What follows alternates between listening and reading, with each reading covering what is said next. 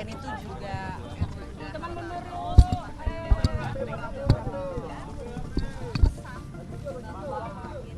Pak Prabowo maju dong. Itu memang tidak diundang pertemuan koalisi tadi malam, tapi Nasdem tetap berbesar hati, berlapang dada untuk bersama-sama dengan pemerintahan Jokowi Ma'ruf Amin sampai selesai, sampai tuntas, karena ini garis politik yang ditegaskan oleh Ketua Umum Pak Surya Paloh, bagaimana sebagai partai yang melahirkan pemerintahan ini harus bekerja sampai selesai, sampai tuntas. Itulah tangan mencincang, bahu memikul. Terima kasih.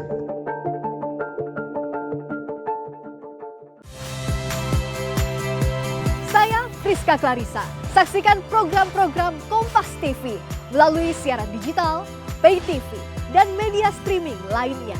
Kompas TV, independen, terpercaya.